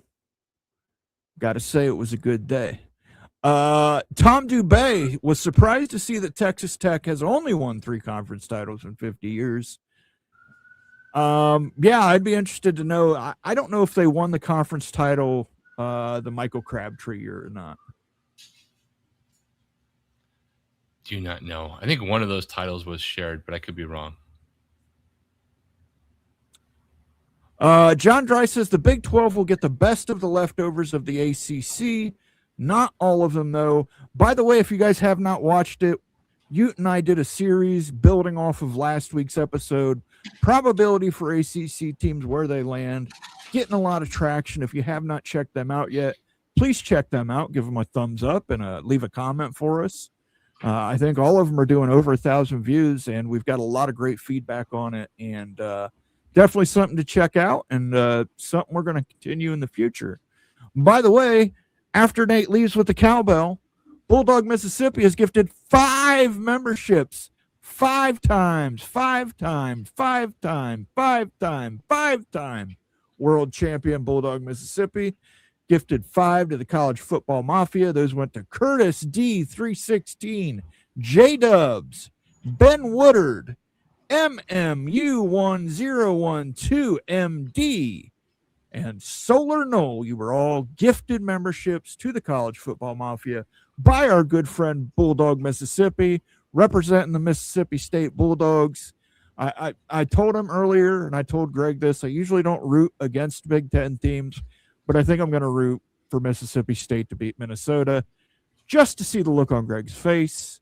Thank you for gifting those 5 memberships. Bulldog, let me get you the cowbell fever here. Where is cowbell fever? Because I don't have this on the soundboard. I've got it in here somewhere. No, those are bongos.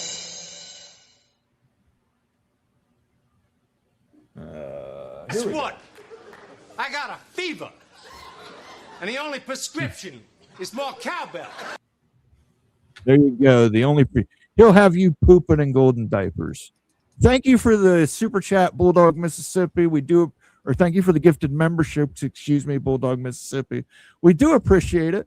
By the way, if you received one of those gifted memberships and you're here in chat, make sure you thank Bulldog Mississippi for gifting you that membership. For 30 days, you have access to all the member benefits, here at the College Football Mafia. That includes access to our vast members-only library of videos and live streams, as well as personalized emotes to use in the chat and loyalty badges. So most of you are going to pop up as Cubs now, but if you renew that membership, you will start climbing the ladder from good fella to wise guy to OG to capo to boss. So thank you, Bulldog Mississippi, who we consider an OG around here. Much appreciated, sir.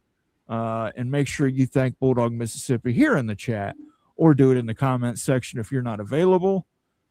And then we've got a $2 super chat from Cody Reviews, killing it with member vids this week. Go Pack. Okay, we'll play the Wolfpack sounder. That wolf howl.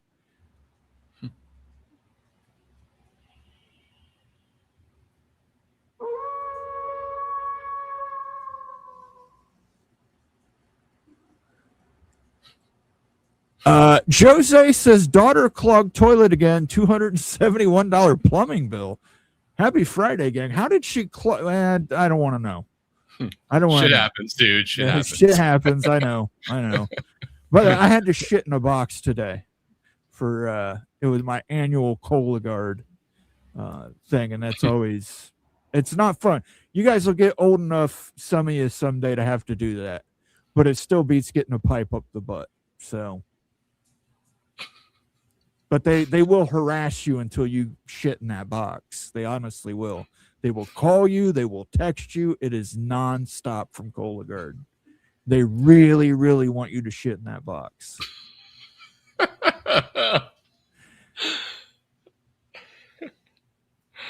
Oh my God. Jose, if you're going to do that, at least do a super chat with it. If you're going to sidetrack the show. Hey, listen, as much as Cologuard was getting on me about shitting in that box, I'm surprised they didn't come to the chat and say, hey, this is Cologuard. Have you shit in that box yet? The TCU game in Lubbock on Thanksgiving Day will be the first football game played on Thanksgiving Day in Lubbock in 89 years. But at least it's not a Friday night. Not a Friday night. It's that'd be a Thursday. Yeah. Is Cody Campbell okay with that? I don't know. He doesn't like Friday games, though. The other Gygax, Daniel Gygax, who got out of West Virginia before the smoke hit, said SMU isn't even an R1 university, much less an AAU school. Again, I don't believe the SM. I don't believe Paul Feinbaum what Paul Feinbaum believes. Again, and I go back to that Rice equation. If it's ridiculous that Rice would be invited to the Big Ten, it's equally ridiculous that SMU would be.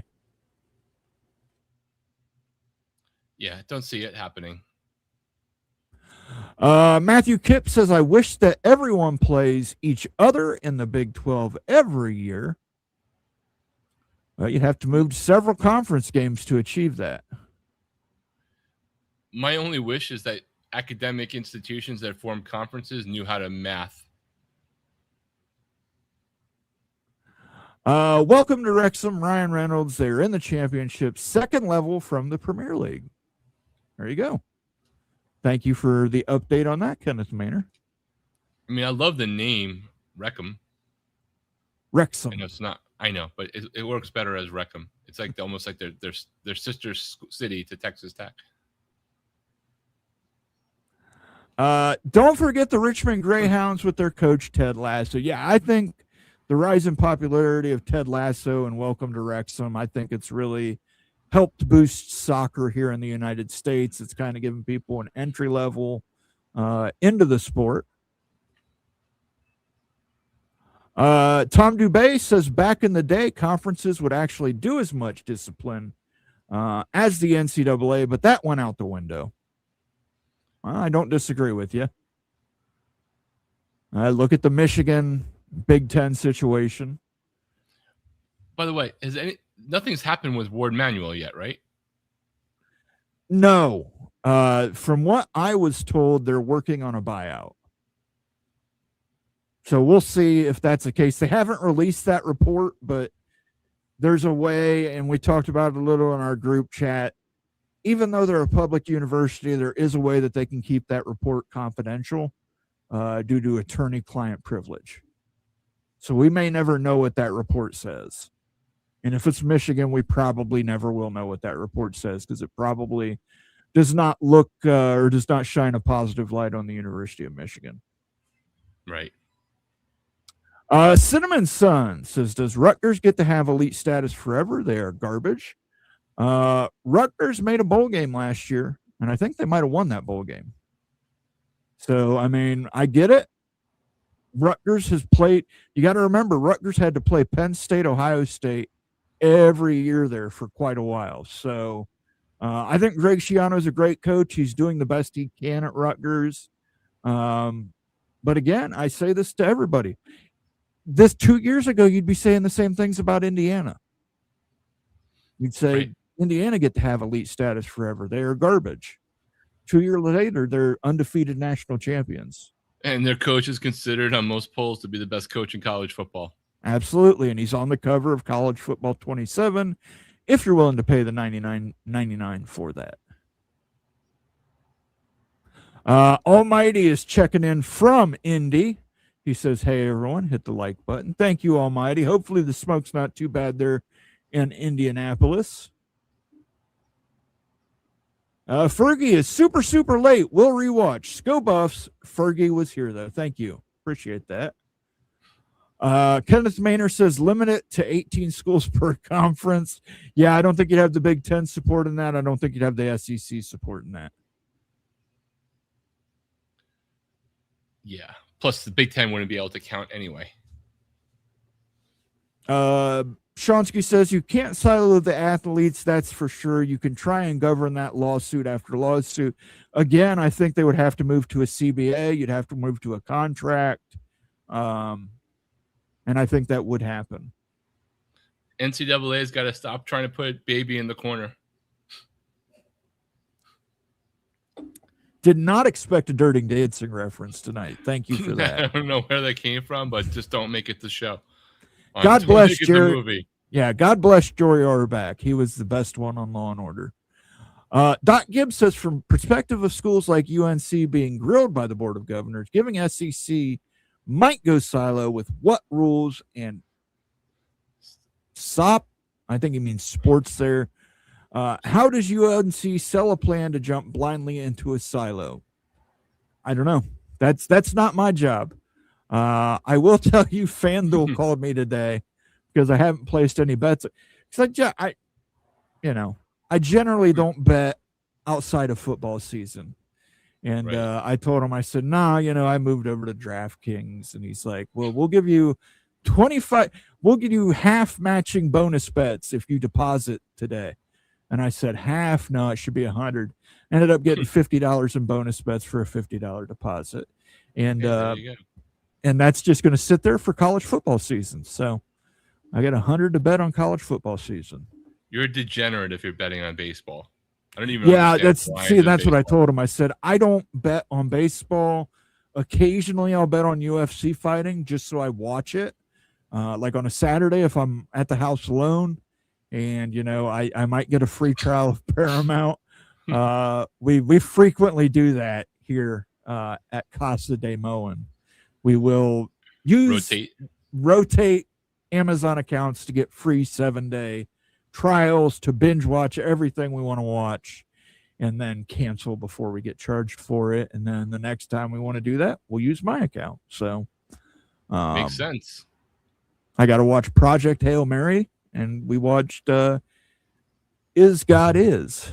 And Project Hail Mary is actually free now because it's on Amazon. You get stuck with the ads. You get stuck with the ads, but if you watch it on MGM Plus, you don't get ads. So right. I was going to do the MGM Plus thing to do that, but I was like, I'll wait for that 7-day for something else so I can stomach the ads just to finally see that because I have not seen it yet. Project Hail Mary is really, really good. So I have heard. I was surprised. I generally don't like Ryan Gosling, but I was surprised. Let's see here. What else do we have? Been there, done that when my boys were young. Youngest put plastic cup in the toilet. Getting ready for beer pong. Yes, in my younger years, I was involved in the construction trade, and I've had many of carpet replacement for flooded toilets. Matthew says that's a big bill. Yeah, hey, plumbers make good money, but it's a shitty job. It's $100 for a plumber to come here and say your pipe's leaking. Yeah, but hey, look, they do a job I wouldn't do. It's just like people who clean septic tanks. They get paid well. I wouldn't do it. I would not do it. Hey, Edward the Auburn Tiger is here. He says, push that like button and subscribe to the channel. Thank you, Edward the Auburn Tiger. We appreciate you. It's almost like I summoned him. Also put cup over bathtub faucet, started raining downstairs. The life of a parent. Yeah, wait, God did you live above me, Mama Duck? I had water coming through our place at one point through the light because their kid did that. I didn't know that we were neighbors at one time in the past.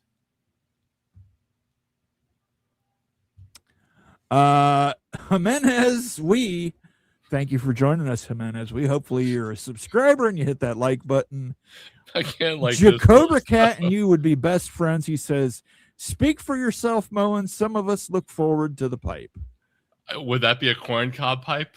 No, that'd be a long pipe. They gently insert. Yeah. I'm just taking the gag next generation.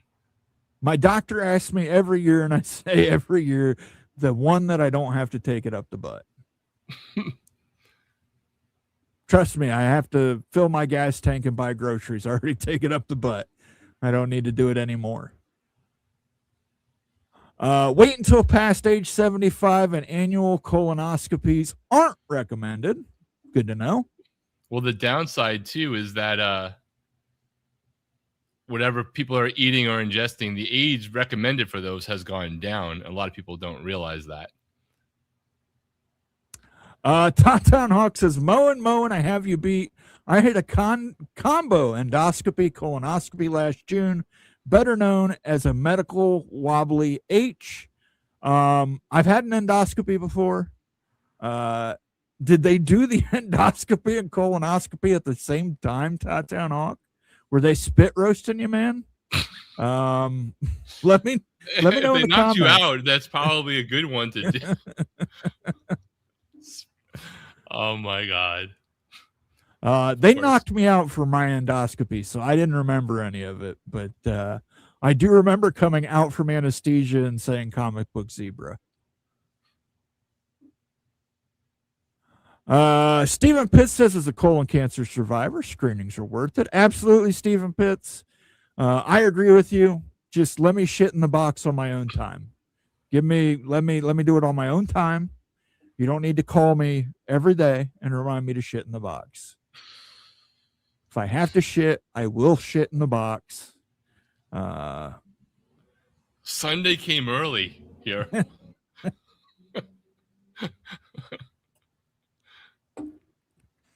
I told the guy from Cologuard today, he called me in the grocery store and he said, hey, this is James from Cologuard. And I said, I shit in the box already. I'm dropping it off right after the grocery store. And I was in line at the grocery store. My girlfriend was mortified. I'm dead.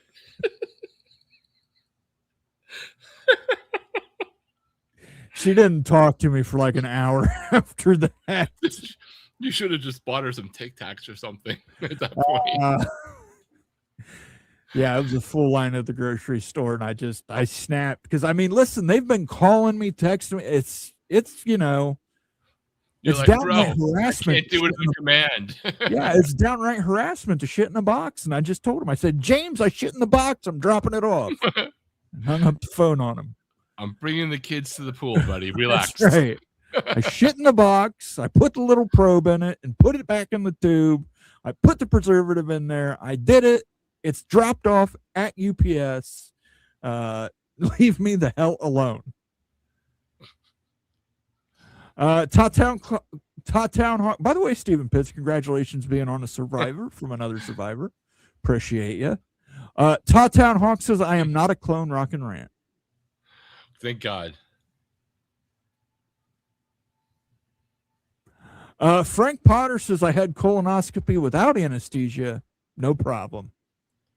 More power to you, Frank. It's like July 17th. We're in preseason mode. It's not like March. And this is where we're heading. Yeah, it reminds me of Bob Schimmel, great stand-up comedian. He's just a great stand-up. He died, but he talked about it.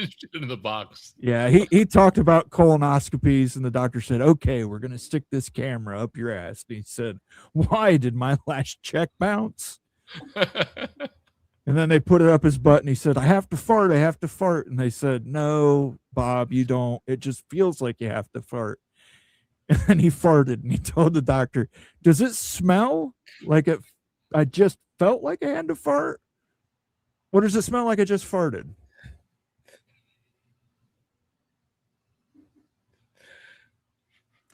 Matthew Kipp says this show is great tonight. Thank you, Matthew. When Rock and I get going and I get a little drunk, we pay a little more for this. I pay extra mowing for the lifetime warranty. Okay.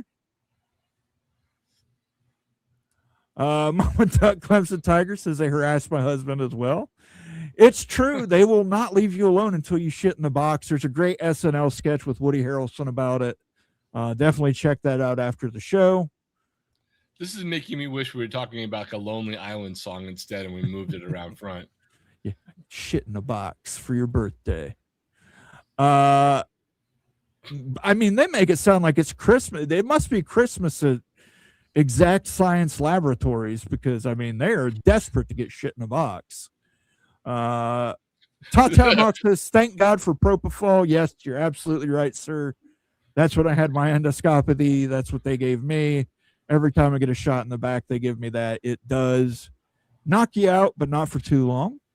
This is certainly a different realignment conversation that we're having. Yes. Jimenez says endoscopy and colonoscopy at the same time sounds like a Diddy party. Yeah, just get some baby oil. You're there. One man's prison sentence is another man's science test. Solar Noel says, I must be too young. I thought you meant a porta toilet at a concert or music festival. No, it's. I thought it was. I felt more like Coachella starting in this show, and now I feel like I'm on death's door. Just to be accurate, you don't actually shit in the box. It's a whole situation, but Solar Noel, you will find out when you turn 45.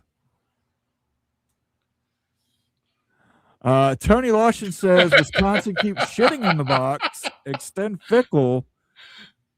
Tony, come on.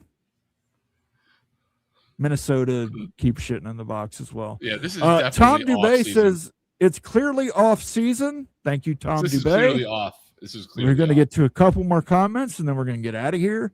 I always worry someone will tip it over. Yeah, when we were kids, we used to do that, go to construction sites and tip over the porta potties. Obviously, at night, nobody was in there, but, you know, it was still a rat bastard thing to do. It's going to be hard to top this Sunday night. Well, who knows? I might shit in a can or something, you know? Who knows? Never know where Moan's going to shit on Sunday night. I might have to have you cover for me on Sunday. Yeah, but definitely Sunday night you will want to tune in. Jacober Cat, if you're watching, you will want to tune in. It is Children of the Corn night on Sunday night's Moan After Dark. Fergie says, do they get paid by the pound? I don't know, Fergie. I left them a very sizable sample, so they will probably be, you know, I had 3 cups of coffee and I had my shredded wheat for the morning, and they got a good, nice one. I mean, they may want to mount it. I don't know. They may put it in preservative juice, so they may mount that one when it gets there. I mean, I'm sorry, Bomber. I didn't do this. Didn't they find someone hiding in the lower pot of a porta potty recently? Listen, I mean, if that's your fetish, I mean, geez, that's a shitty fetish to have, but so help you. And then we're going to end this with Matthew Kipp saying, laugh out loud, Moen. I want to thank everybody for tuning in tonight. I'm sorry I got here a little late, had internet issues. I want to thank especially Rock and Rant for joining us tonight. I'm sorry. What does the diarrhea outbreak mean to this process? Yeah, it's very clear in the instructions not to send them diarrhea. Very how clear. do you know ahead of it if it's the first round? You know. Those who know, Rock. I want to thank Rock for joining us here from the College Football Express. Rock, do you have anything to promote tonight? I mean, I don't know how to follow up this show. I got a lot of stuff on the channel. Go check it out. CFB Express would appreciate it. Absolutely. Some of it might be shitty in its own way. I don't know. Let me know in the comments. Myself and Rock will join you for Children of the Corn Night on Mowing After Dark on Sunday at 8 p.m. Jacobra Cat. Jacoba Cat, you will definitely want to tune in. I think you might get slightly aroused with what I have planned, but definitely tune in, Jacoba Cat. I want to thank everybody who watched us tonight. Check us out on Sunday. Everybody have a good weekend. Stay safe. If you're in the smoke zone, stay inside. Don't breathe that crap in. We will catch you guys on Sunday. Thank you for another great episode of Big Freaking Friday Show. Shout outs to Evil Badger, Becky Go Husky, Evil Badger 10-piece. Thank you, Evil Badger. Tatown Hawk, Mark Bowman, Mama Duck Clemson Tiger, Greg's Disney Adventure, who's been a member for 28 months. Thank you. Bulldog Mississippi, who dropped the 5-piece. We got 15 new members tonight. We love that. C. Curtis has dropped a late super chat. The smoke in Virginia is bad. We can smell the burning. I hear you, Curtis. It's the same way here in Ohio, man. It's just, they said it's the equivalent of smoking 7 cigarettes when you go outside. I said, at least, if you're going to smoke 7 cigarettes an hour, at least they could give you the nicotine, but whatever. Thank you for the super chat, C. Curtis. I don't know who your team is. Let me give you a sounder real quick. Here, we'll just do a television one. Arresting me for what? I'm not allowed to stand up for myself? I thought this was America. Huh? Isn't this America? I'm sorry. I thought this was America. Thank you for the super chat, C. Curtis, and we will catch everybody on Sunday. Peace out.